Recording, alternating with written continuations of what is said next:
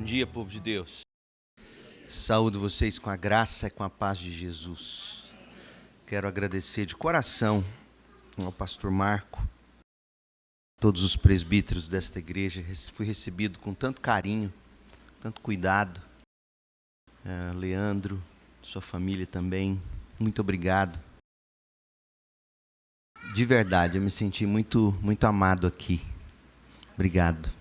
Foi um prazer, está sendo um prazer. Eu achava que Maringá era mais bonito do que aqui. Eu continuo achando.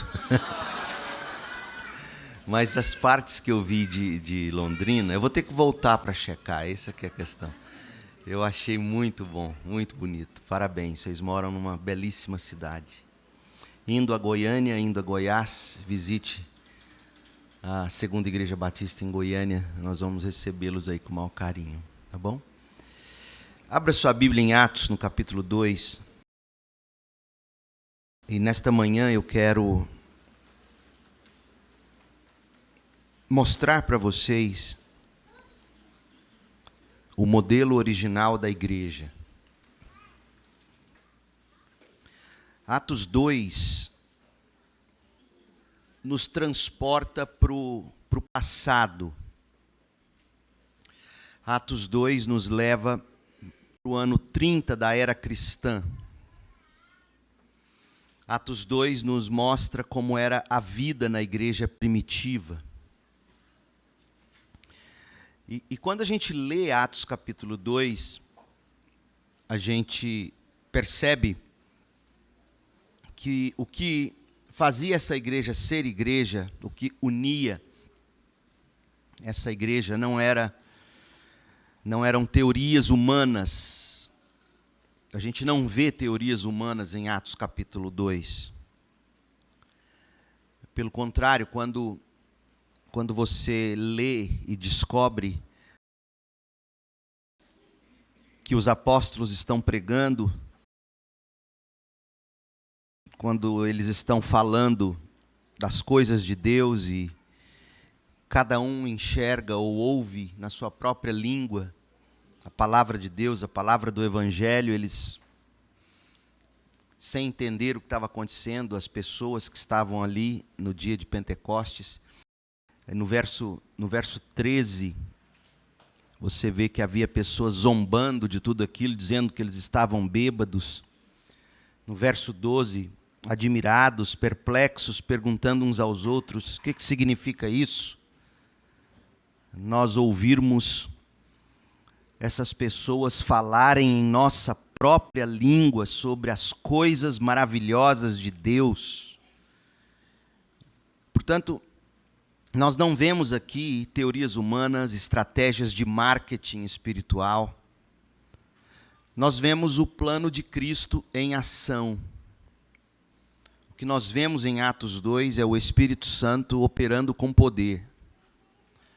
Um povo que se rende à palavra. Portanto, se a gente deseja de fato ser fiel ao plano de Jesus para a igreja, não é ao Instagram que a gente deve recorrer, nem aos teóricos do movimento de crescimento de igrejas, nem às propostas de igrejas emergentes que a gente enxerga não de pouco tempo para cá. Estratégias que vêm ganhando palco, literalmente palco. Tampouco é a tradição que a gente recorre. Por mais respeitável que a boa tradição seja, nós devemos nos recorrer à palavra de Deus em Atos capítulo 2. Se você já se perguntou por que a gente precisa da igreja ou se reunir como igreja, quando você olha para Atos capítulo 2, e Pedro, no verso 14, ele se levanta, ele dá um passo à frente com os apóstolos, se dirige à multidão e começa a pregar, explicando o que de fato estava acontecendo. Pedro prega a palavra de Deus. E aí ele vai prosseguindo. Lá no verso 39, Pedro diz, essa promessa, a promessa do Evangelho, é para vocês, para seus filhos e para os que estão longe. Esta promessa é para todos que forem chamados pelo Senhor nosso Deus. Pedro continuou a pregar, advertindo com insistência aos seus ouvintes: salvem-se desta geração corrompida, salvem-se desta geração corrompida, atendam ao chamado de Deus, atendam ao chamado do Espírito, abandonem este mundo, abandonem esta velha humanidade. E Lucas nos conta, no verso 41, que os que creram na palavra, ou nas palavras de Pedro, foram batizados. Então, primeiro Pedro prega, segundo Pedro chama ao arrependimento, terceiro, você vê pessoas respondendo com arrependimento e fé às palavras pregadas. E como é que eles professam essa fé? O verso 41 diz que eles foram batizados, e naquele dia houve um acréscimo. Olha que interessante.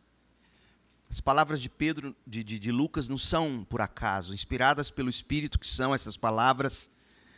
Ele chama, olha, salvem-se desta geração corrompida, verso 40. Estou lendo na NVT, nova versão transformadora. Salvem-se desta geração corrompida. Se arrependem, creem no Evangelho, são batizados professando fé, e diz que eles foram acrescidos, ou seja, eles foram acrescidos à Igreja de Cristo. Eles não são mais a velha humanidade, eles não são mais parte dessa geração corrompida, eles são parte agora da nova humanidade. Então preste atenção, por que a gente se reúne como igreja? Porque é isso que os crentes fazem, uma vez inseridos na nova humanidade. A igreja, ela não salva, mas a igreja, ou viver em igreja como igreja, é o que os salvos fazem. É isso que está muito claro em Atos 2. Por que eu preciso ir para a igreja? Por que eu preciso estar na igreja? Porque é exatamente isso que a gente está vendo aqui em Atos 2, e se você acredita que esse livro é a palavra de Deus, você tem que entender que Lucas está mostrando para nós o procedimento dos novos crentes. Eles nascem da pregação do Evangelho, eles nascem de novo mediante arrependimento e fé, eles professam essa fé pelo batismo, eles não são mais parte desta geração corrompida, eles são acrescidos à Igreja de Cristo, à nova humanidade. Porque foi para isso que Deus nos salvou desde a origem, foi para isso que Deus nos criou, estarmos diante dEle em adoração. Você abre em Gênesis, capítulos iniciais de Gênesis, você vê a criação e você vê que Deus cria ali o jardim de maneira perfeita, maravilhosa, coloca o primeiro casal, e a gente descobre em Atos capítulo 3, ou melhor, Gênesis 3, que depois da queda, Deus faz o que Ele sempre vinha fazendo, todo dia, na viração do dia, Ele se apresenta para o seu povo se apresenta diante dEle, e eles se reúnem. A Bíblia começa assim. A Bíblia começa nos mostrando que o propósito inicial de Gênesis 1 e 2 é dizer, Deus criou tudo isso, Ele criou tudo isso, criou um povo para si, para se apresentar diante dEle, em louvor, em adoração, em desfrute, não é? Vem a queda no pecado, capítulo 3, Deus expulsa eles do jardim.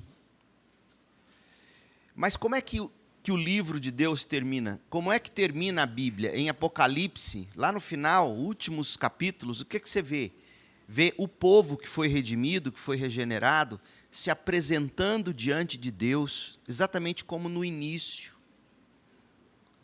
Então veja bem, você lê o início do livro, você lê o final do livro, e você percebe que há um povo reunido diante de Deus, você descobre o quê? Espera aí, esse livro é sobre um povo que se reúne diante de Deus. Não é assim? Qualquer livro que você pega, você lê o começo, você lê o final, está te mostrando as mesmas coisas, de algum modo. Você conclui, esse livro é sobre um Deus que criou os céus e a terra, fez aliança com o povo. Esse povo quebra essa aliança, peca, é destituído da presença de Deus, da glória de Deus, como Paulo vai dizer em Romanos. Aí a gente vê toda a bagunça em Gênesis acontecendo. Esse Deus vem, se apresenta a Abraão, chama Abraão pela graça e diz para Abraão: eu quero que você seja bênção para todas as nações, trazendo os meus que estão espalhados entre todos os povos, tribos, línguas e nações. O Evangelho de Mateus vai mostrar isso para nós. Jesus diz a mesma coisa para os discípulos: vão por todo o mundo, façam discípulos, tragam minhas ovelhas, elas ouvirão minha voz. Em João ele vai dizer isso. Elas vão seguir vocês e vocês vão se reunir como um povo, porque é isso que a gente está vendo acontecer em Atos 2. A igreja reunida, como a gente faz todo domingo de manhã, é uma declaração que revela aquilo para o que fomos criados, nos apresentarmos diante de Deus. Durante a pandemia, a gente ouviu muita gente dizendo que a gente não precisa da igreja, que o templo de Deus sou eu e você, e isso é mentira. Nós somos o templo do Espírito, no sentido que Deus habita em nós pelo Espírito, o Filho habita em nós pelo Espírito. Portanto, santos que somos, porque Deus habita em nós, criados à imagem e semelhança dele, nós não deitamos nossos corpos em prostituição. Foi para isso que Paulo diz que a gente é o templo do Espírito. Ele não diz que nós somos o templo do Espírito para nos dizer que a gente não precisa reunir como um templo diante de Deus. Porque isso seria ir contra tudo que as Escrituras revelam. As Escrituras, do primeiro ao último livro, de capa a capa, é sobre Deus ir buscar um povo para si, para o louvor da sua gloriosa graça. Então, quando nós nos reunimos como estamos agora aqui, diante do Senhor, e em instantes tomaremos da ceia, comeremos do pão, beberemos do cálice da nova aliança, anunciando a morte do Senhor até que Ele venha, o que nós estamos fazendo é prefigurando o final da história. Todos nós, de todos os povos, maringaenses, londrinenses, goianos, gente de todos os povos, tribos, línguas e nações reunidos diante de Deus em louvor, em adoração. Atos capítulo 2 nos mostra que a igreja então nasce da pregação do Evangelho. É isso que vai definir uma igreja: a pregação do Evangelho, a administração correta das ordenanças que manifestam o significado do Evangelho. E qual é o significado da ceia? Nós somos um povo sentados à mesa com Cristo Jesus, nosso Rei, nosso noivo, nosso Senhor, não é? Então, essa igreja agora, esse povo que foi acrescido, Atos 2, 41, foi retirado da geração corrompida, da geração perversa, do mundo velho, da velha maneira de viver, foi arrancado de lá pela pregação do Evangelho e foi acrescido. Cerca de 3.000 pessoas. Então, o que nós estamos para ler e examinar agora é aquilo que o povo acrescido à nova humanidade faz. É o que a gente é chamado para fazer. Então, perceba, naquele dia houve um acréscimo de cerca de 3.000 pessoas. Leia o verso 47. Sempre louvando a Deus e desfrutando a simpatia de todo o povo, e a cada dia o Senhor lhes acrescentava aqueles que iam sendo salvos.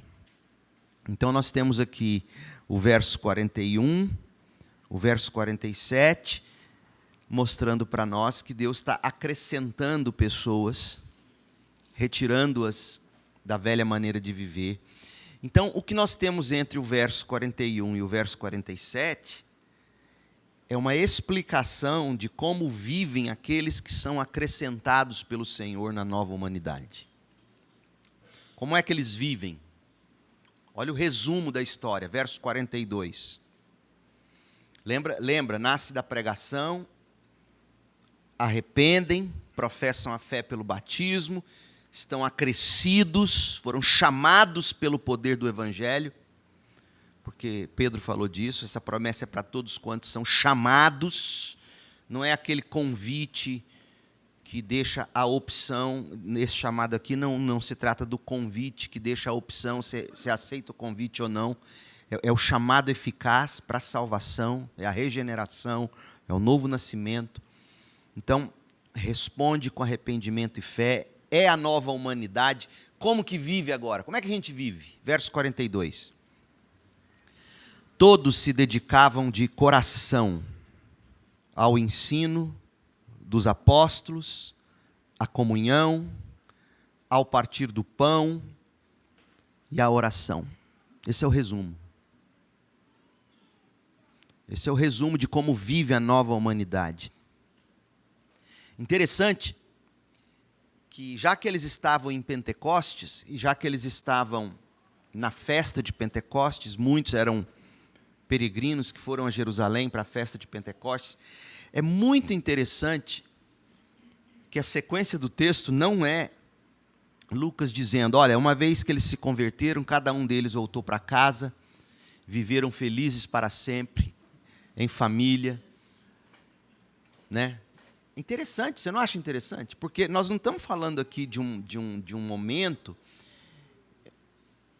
que fosse corriqueiro. Não, era a festa de Pentecostes, era uma vez no ano. Então, a coisa mais natural para você ouvir na sequência desses, porque era gente de todos os lugares, olha só, vai ver lá no verso 7, capítulo 2. Muitos admirados exclamavam, como isto é possível? Estes homens são todos galileus, e, no entanto, cada um de nós ouve falar em nosso próprio idioma. Estão aqui partos, medos, elamitas, londrinenses, goianos, habitantes da Mesopotâmia, da Judéia, da Capadócia, do Ponto. Então, é um bando de estrangeiro, de peregrino, gente que nem era de Jerusalém, mas que fora para a festa. Então, essa gente se converte, é acrescida a nova humanidade, e, curiosamente, Lucas não conta, e isso aconteceu, eles voltaram cada um para a sua própria casa. Há quem diga, por exemplo, que a igreja em Roma nasce a partir de crentes que saíram daqui e voltaram para lá, e outros lugares mais assim. Então, mas o que Lucas conta é que esse povo se dedicou de coração ao ensino dos apóstolos, à comunhão, ao partir do pão e à oração. Ou seja, Lucas está mostrando para nós que esse povo agora é definido como igreja. Esse povo não é definido mais como largados. Já que Deus habita o coração deles, agora cada um vive com Deus do jeito que quer, buscando Deus do jeito que entende. Não. Eles são definidos como um povo que se dedica de coração à doutrina dos apóstolos ou ao ensino dos apóstolos, à comunhão, ao partir do pão e à oração. Pois bem, o que significa isto? Se o verso 42 é resumo, do verso 43 até o final desse capítulo, é Lucas expandindo esse resumo que é o verso 42. Ou seja, é Lucas explicando para nós o que significa de coração se dedicar ao ensino dos apóstolos. O que significa de coração se dedicar à comunhão? O que significa de coração partir o pão? De coração se dedicar à oração? É sobre isso que Lucas vai tratar. E, portanto, ele vai nos dar aqui o modelo original da igreja. Então, a primeira coisa que eu quero que você enxergue, nós crentes nos reunimos como igreja. E é isso que nos define como crentes. Nós somos parte de um povo. Nós pertencemos a uma congregação. Nós pertencemos à Assembleia do Povo Santo de Deus. Eu tenho inveja desse nome, sabia? Porque eu acho que é um nome corretíssimo. A Assembleia de Deus. Tenho uma santa inveja desse nome. Porque é exatamente isto que somos. Essa Assembleia de Deus, em suas expressões locais, até aquele grande dia, quando todas essas Assembleias de Deus irão se reunir na grande Assembleia de Deus. Então, é isto que fazemos, é isto que nos define, é por isto que você precisa da igreja, em essência. Porque você não é definido como cristão fora desta união com o corpo de Cristo, o povo de Deus que é a igreja. Então, dedicação à doutrina dos apóstolos. Veja que Atos 2,42 não só mostra a prioridade desta igreja, infante, recém-nascida, a prioridade dela não era apenas examinar as Escrituras, não era apenas isto, nós não temos aqui apenas a prioridade, nós temos o fundamento desta igreja, a dedicação ao ensino dos apóstolos. Essa era a prática central das primeiras igrejas. Por quê? Porque sem o Evangelho não há verdadeira igreja. É só você ler 1 Coríntios 15, de 1 a 4. Você vai ver Paulo dizendo, olha, se vocês crerem em algo diferente daquilo que anunciamos, é vão, a fé é vã, não é igreja. Por isso que eu afirmo sem medo de errar.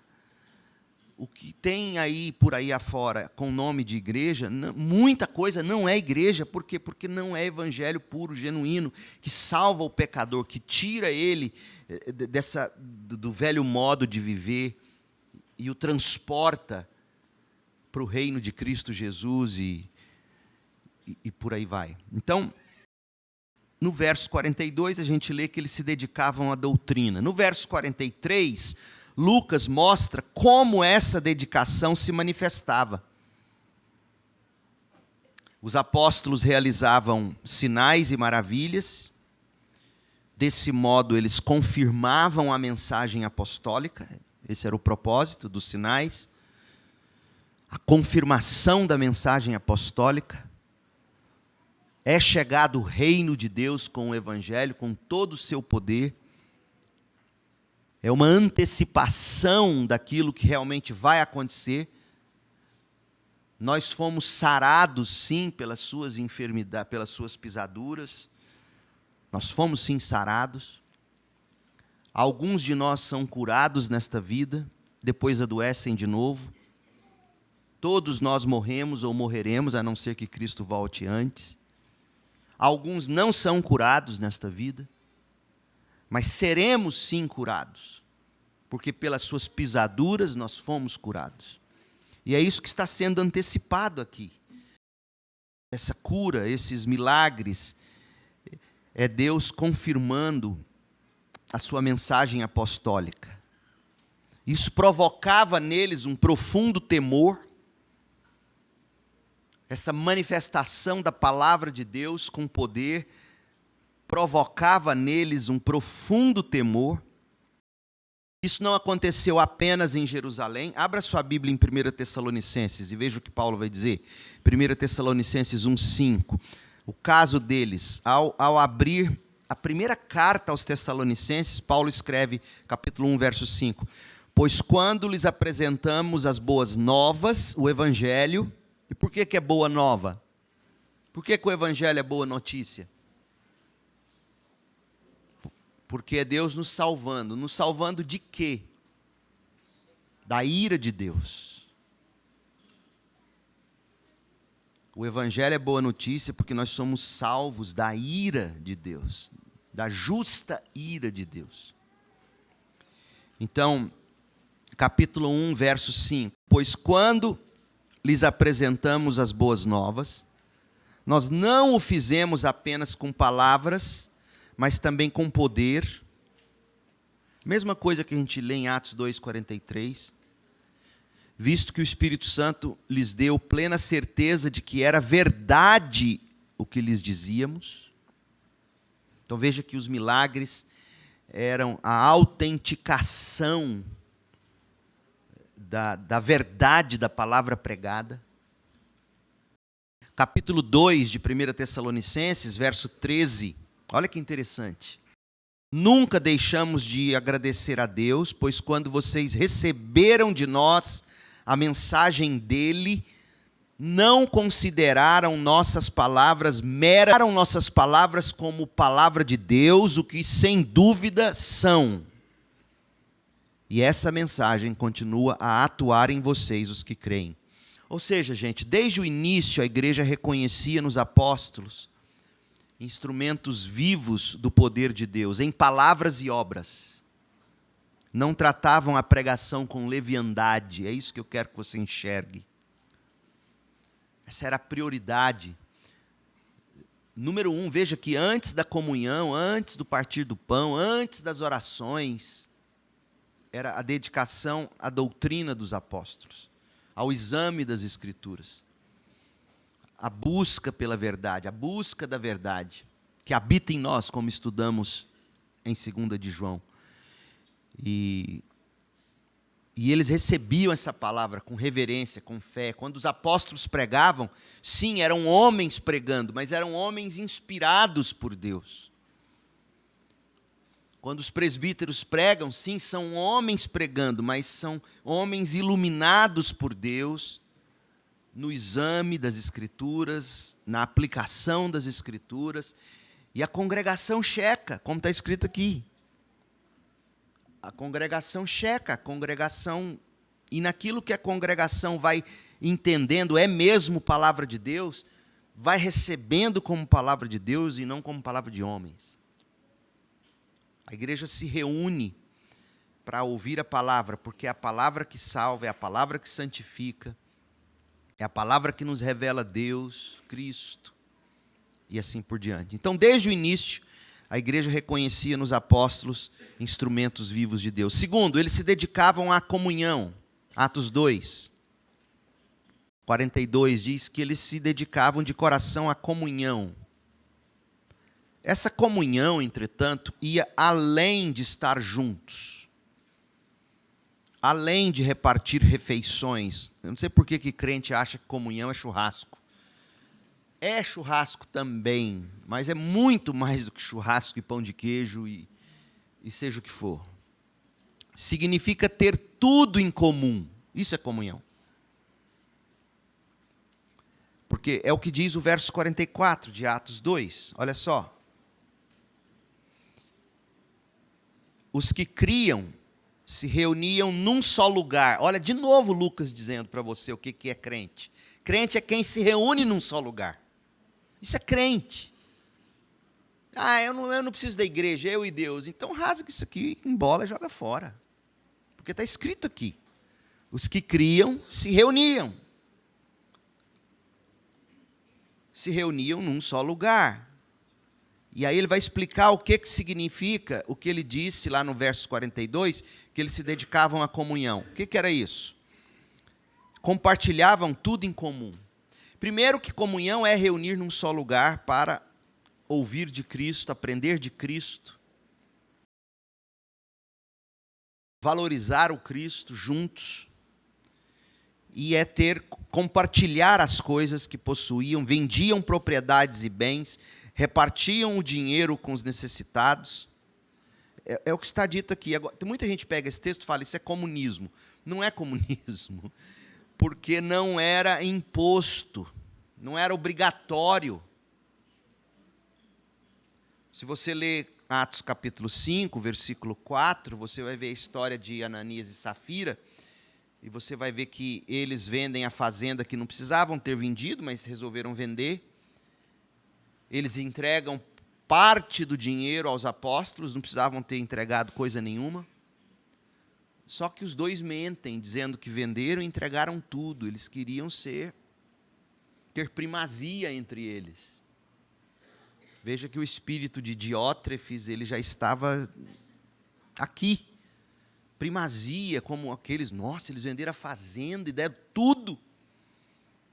Então não era obrigatório. Aí Pedro vai dizer, olha, vocês não precisavam ter feito isso, vocês não precisavam ter vendido.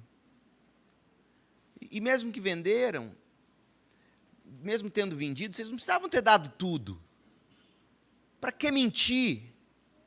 Então veja, não é comunismo porque não era compulsório. Era algo que se fazia generosamente. Era algo que se fazia espontaneamente. Era algo que se fazia alegremente. Porque não fazer era sentir um santo desconforto. Então, como na época não havia Pix, e não havia dinheiro geralmente em poupança, ou guardar debaixo do colchão, era uma vaca que você vendia, era uma fazenda, era um pedacinho de terra, eram coisas que para você ter o recurso na mão e poder ajudar. Então, a igreja é esse povo que cuida uns dos outros, isso é comunhão, que ajuda uns aos outros, que ora uns pelos outros. Que é isso, é o povo de Deus cuidando de si mesmo, a nova humanidade sabendo cuidar de si mesma, coisa que o mundo não sabe fazer. Os prefeitos não sabem fazer isso, governadores não sabem fazer isso, presidentes não sabem fazer isso. Olha para a sociedade, por mais organizada, e graças a Deus pela organização pública, a gente precisa disso, mas eles não sabem fazer isso. A gente sabe, ou deveria saber.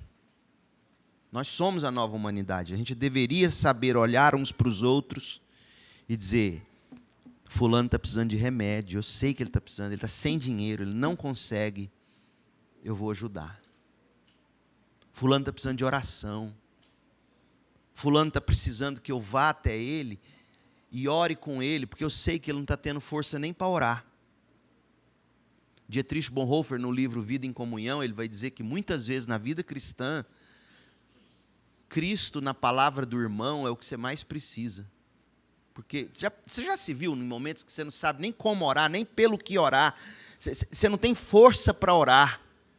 E aí eu tenho caminhado com um colega recentemente, que está passando por dificuldades, e quantas vezes ele falou assim, ele me chama de pastorzinho, pastorzinho, eu não estou conseguindo orar, ora comigo.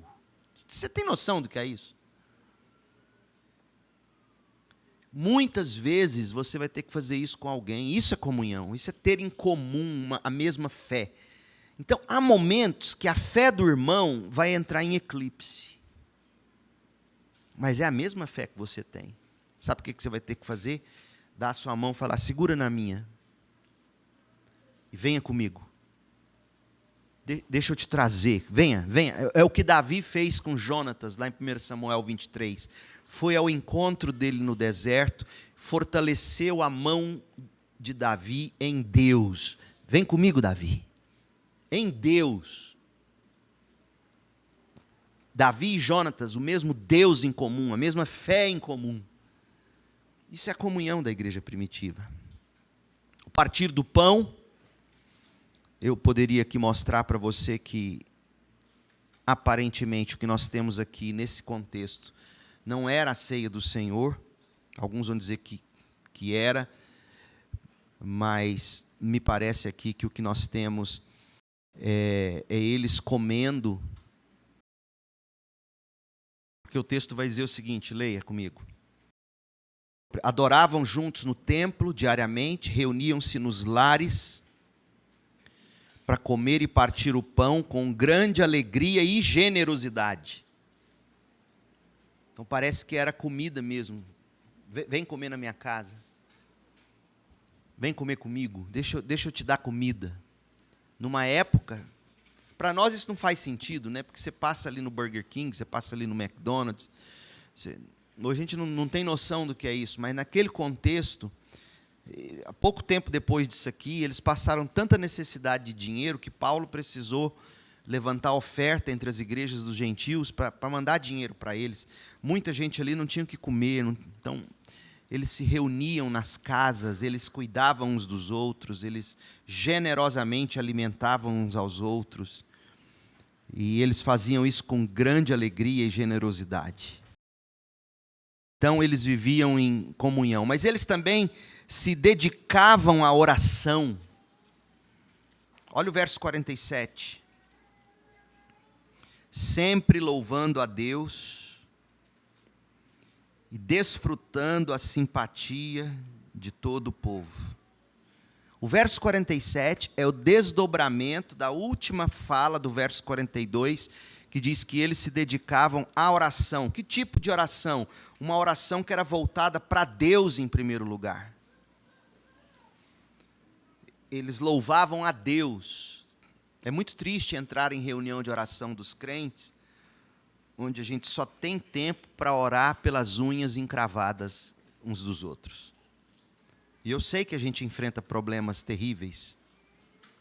Eu sei que a gente precisa da oração por cura, por provisão, por livramento, por restauração de famílias. Eu sei disso. Eu sou pastor há 27 anos, eu sei disso. Mas a oração, ela não é apenas um grande meio de graça, mas ela é extremamente terapêutica. Porque na medida em que você aprende a orar, primeiramente louvando ao seu Deus em toda e qualquer circunstância, é Deus ensinando você a tirar os olhos de si mesmo, dos seus problemas, por maiores que sejam, e fazendo você colocar seus olhos no Deus grande, todo-poderoso. É você colocando as coisas na perspectiva certa, e a perspectiva certa é Deus, precisa por nós ser louvado, não porque Ele carece do nosso louvor, mas porque para isso nós fomos criados, e enquanto nós não nos derramamos em louvor e adoração, nós não nos sentimos plenamente satisfeitos em Deus. É o que John Piper vai dizer, com muita razão. Deus é mais glorificado em nós quando nós estamos mais satisfeitos nele, nos derramando diante dele. Você já viu quando você vai assistir o Paraná jogar? Quem é do Paraná aqui, que torce para o Paraná? Ninguém? Tem Paraná? Existe ainda esse time? Seu time, ele faz o Corinthians. Aqui é tudo corintiano. O Corinthians faz gol. Aí você olha assim, gol. Presta? Quando é que você vai realmente sentir que foi gol? Quando você grita, gol, grita. O corintiano é tudo louco. Lá no prédio onde eu moro tem vários. Então, a alegria se completa quando você se expressa. C.S. Lewis fala isso, Jonathan Edwards dizia isso. Por que você acha que o salmista te chama a louvar o Senhor? Porque o salmista sabe que o nosso louvor não acrescenta nada a Deus. Ele é digno de louvor com ou sem o nosso louvor. Mas quando nós nos concentramos em louvá-lo e nos derramamos em adoração, é como dar a primeira garfada, como o dia que eu cheguei aqui me levaram para comer uma picanha.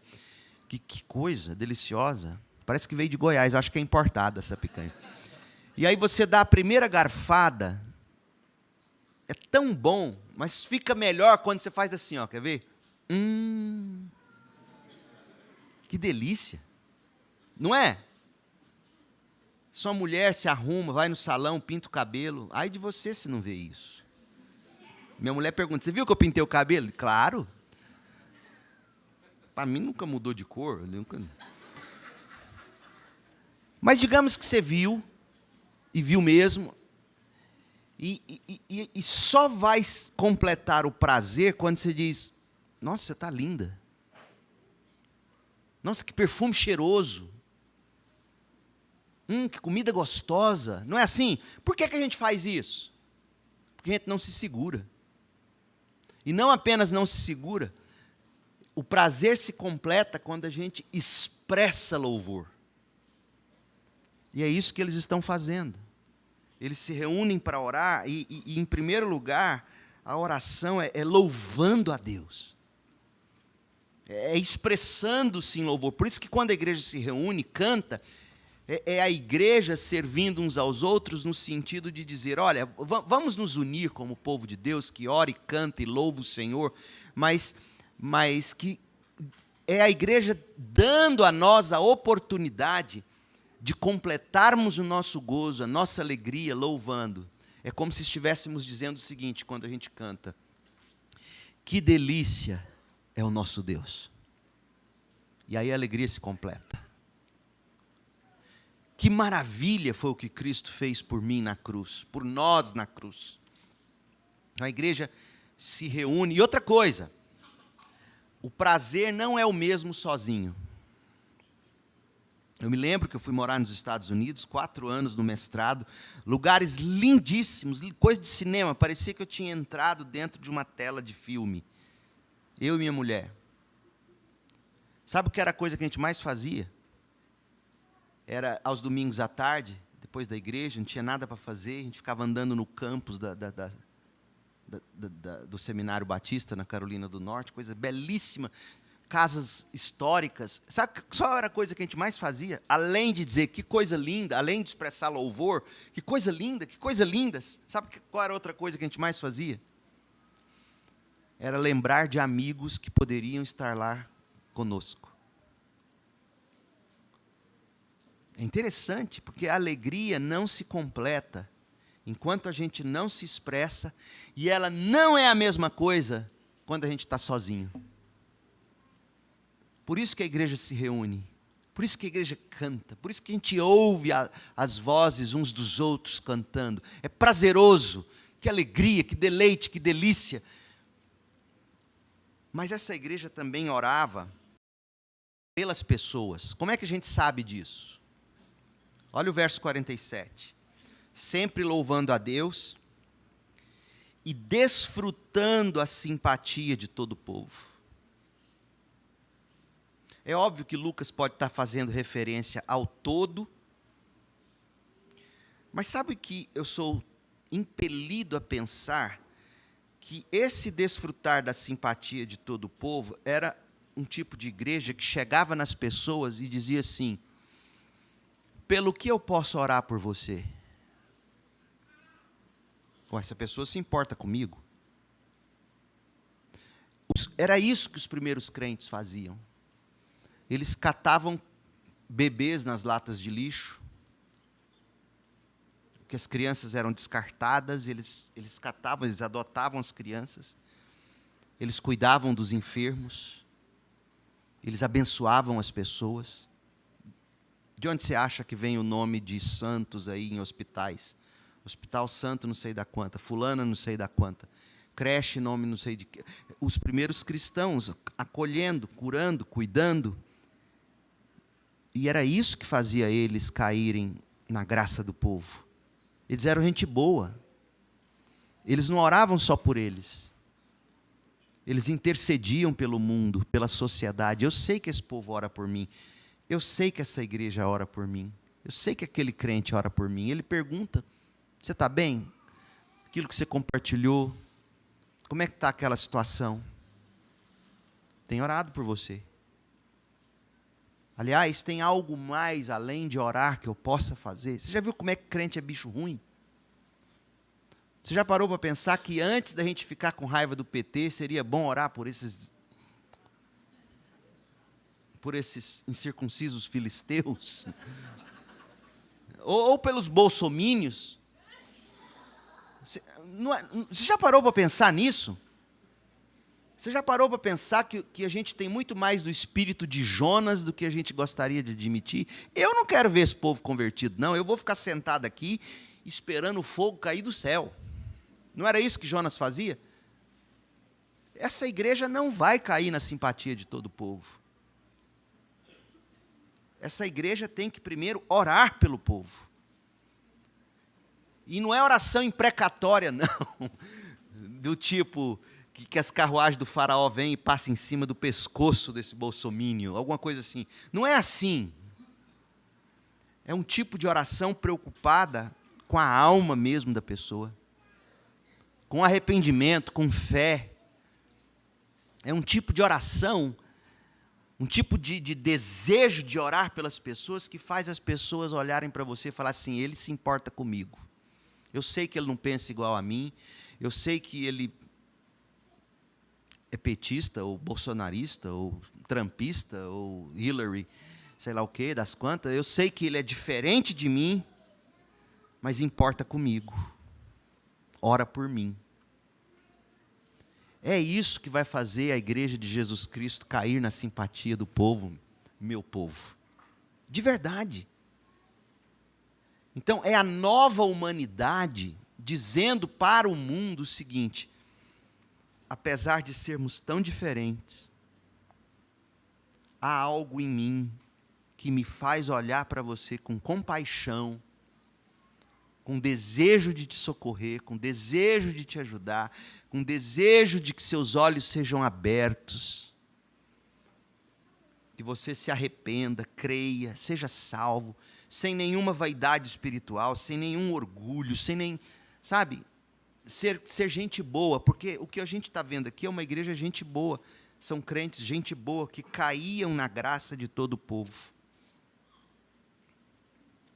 Então, era isso que a igreja fazia, é isso que a gente faz como igreja, é por isso que a gente precisa da igreja. Se dedicavam de coração ao ensino dos apóstolos, à comunhão, ao partir do pão e à oração. Eu quero encerrar com a seguinte questão. Povo de Deus, por que a gente não vê isso acontecendo na nossa igreja? Ou acontece? Acontece, mas não nessa proporção, certamente. E eu estou te dizendo isso porque eu preguei esse texto lá na minha igreja há 2, 3 domingos. Não estou dizendo nada aqui que eu não disse lá. O que faz uma igreja se dedicar de coração ao ensino dos apóstolos, à comunhão, ao partir do pão, à oração, ter todas as coisas em comum, cair na simpatia do povo, louvar a Deus, receber a palavra dos apóstolos? O que é que faz isso? É algum programa especial que a gente precisa criar? Sabe para mim onde está a dica?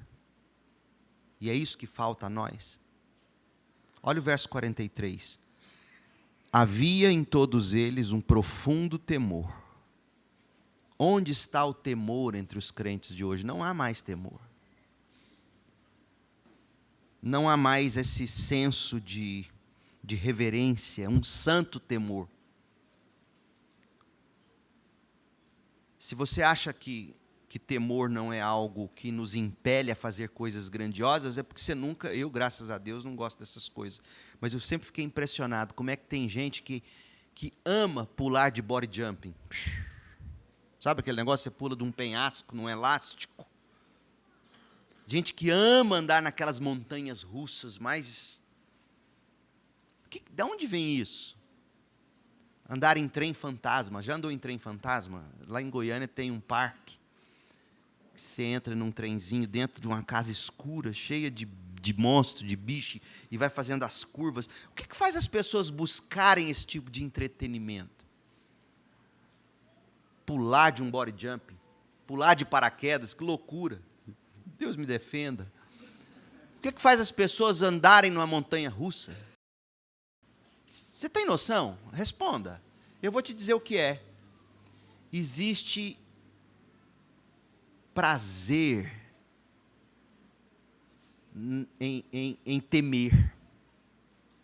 Porque é temeroso chegar no topo de um monte e pular de um... tem temor. Ninguém faz isso mascando chiclete. Há um temor, há uma reverência quando você chega no topo daquela montanha e diz: eu vou pular.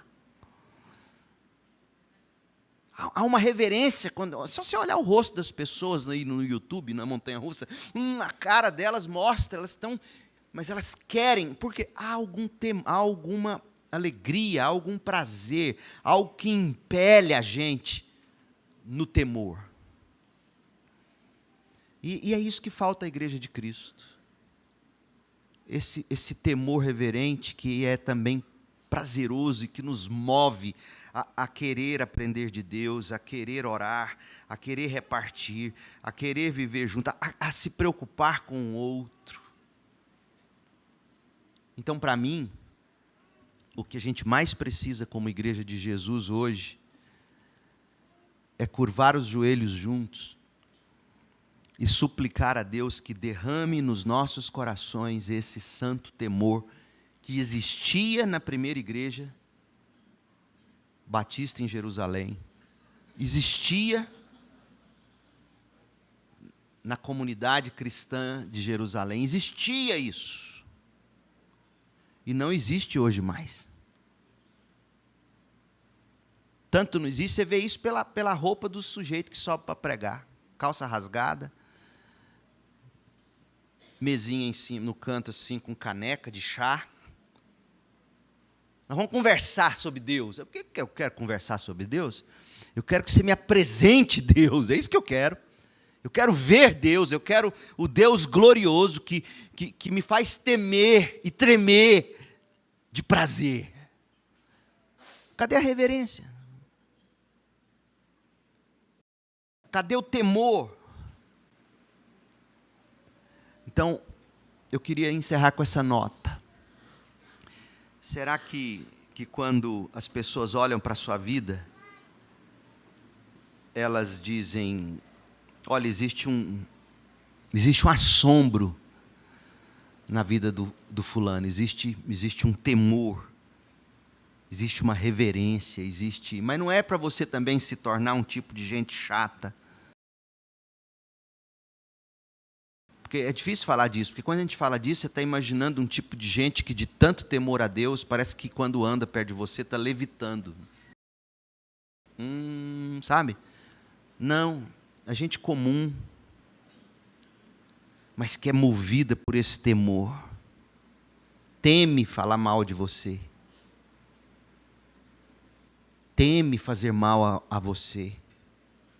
Teme não orar por você. Teme não cuidar de você. Teme não se reunir com a igreja. Teme. E treme. E tem prazer nisso. Será que o Senhor diria isso sobre a comunidade cristã de Londrina? Eu fiz essa mesma pergunta à Segunda Igreja Batista em Goiânia. Será que Deus diz isso de nós, igreja? Ou falta-nos esse temor? Eu acho que falta. A julgar pelo número de pessoas que vêm nas reuniões de oração da igreja. Não sei aqui, pastor, mas em Goiânia a situação é precária. O povo não se reúne para orar. O povo não se reúne para suplicar esse santo temor. A gente não ora pedindo esse temor. A gente só se lembra da unha encravada. E eu penso que a gente precisa urgentemente redescobrir esse espírito. E a maneira disso acontecer é nos voltando para a oração, para o joelho, para a súplica, para a leitura bíblica. E que tal a gente começar a fazer isso agora? Feche seus olhos. Aí no seu lugar diante do Senhor. Ore a Deus. Suplique a Ele que te encha de um santo temor.